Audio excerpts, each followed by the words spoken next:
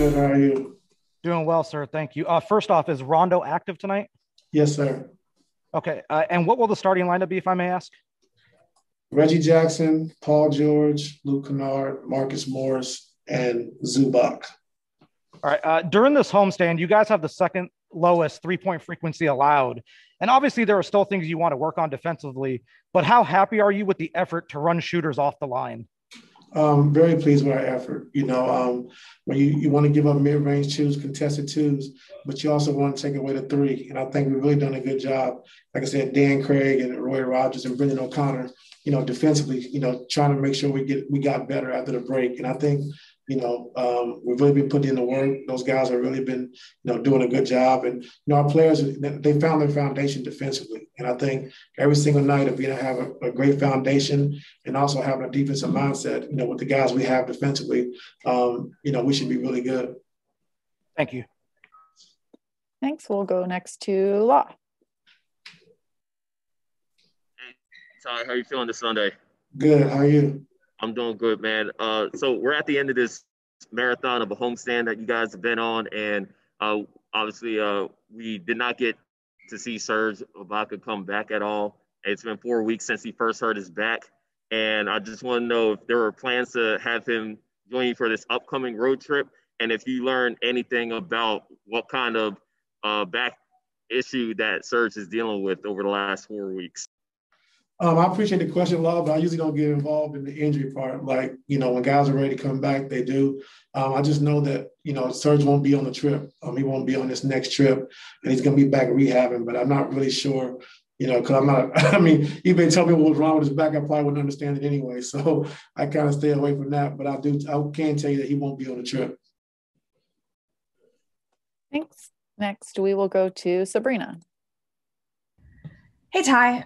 With Serge out, seems like you guys have had a lot more opportunities to go small recently. I know you closed the game against Phoenix with that small lineup with Marcus at the 5. I'm just wondering what sort of progress you've seen with that unit, like what you like about it. It's been good for us, throughout the course of the year. We still need to get better at it, I think, in some regards. But I think when we have Marcus and Nick at the 4 and the 5, along with Pat, he's been playing well as well. But when Nico's at the 4 and Marcus at the 5, it's been good for us. So we just got to continue to keep working, I think, offensively, what we want to run. We know what we want to run, but be able to execute it, on a night-to-night basis. So we've gotten better at it, and we just got to keep working on it because I think it's going to be very vital for us to use that combination. What exactly, do you see that you've gotten better at? Just curious. With the small lineup, I think just our small pick and roll. I think teams not want to switch their point guards on the PG and Kawhi. So when they're showing, taking advantage of the small pick and roll, hitting the roll guy and letting Reggie, Terrence Mann, Luke Kennard make the plays for the guys on the backside. So we really gotten a lot better at that. Something we talked about early on in the season, and our guys have gotten better. So we want to just keep taking advantage of that. Thanks. Next, we'll go to Mason. Hey, Coach. Terrence has talked multiple times this season, and he's credited watching film as the biggest reason for his development this season. I'm just wondering if you could take us inside those kinds of film sessions. What do you guys talk about? Just, team sessions and individually, like who's the most vocal? What are you focusing on the most? Stuff like that.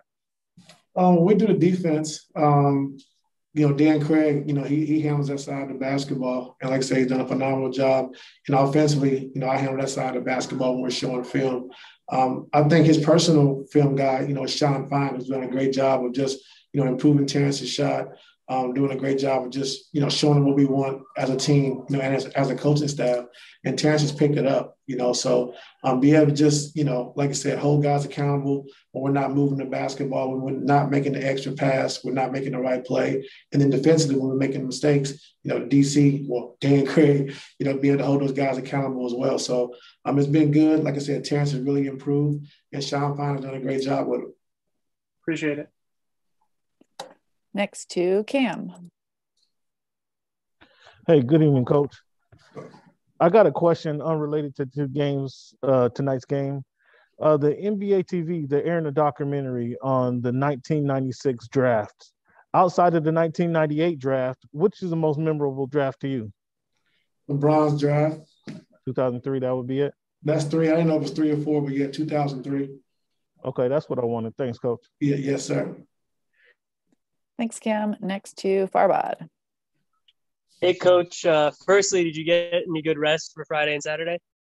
I'm sorry, can you repeat it? Firstly, did you get any good rest Friday and Saturday going, with the break in between Friday and Sunday? Yes, sir, I did.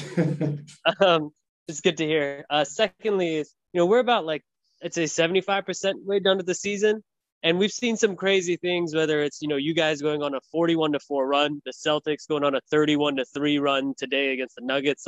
What's kind of the craziest thing you've seen as a coach this season? Whether it's the pace, the tired legs, the injuries, just what stands out to you?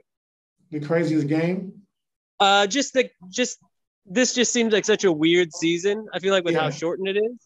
I just want to know what you think is the weirdest thing you've seen now that we're 75% of the way through. When we were down by 50 to Dallas at halftime.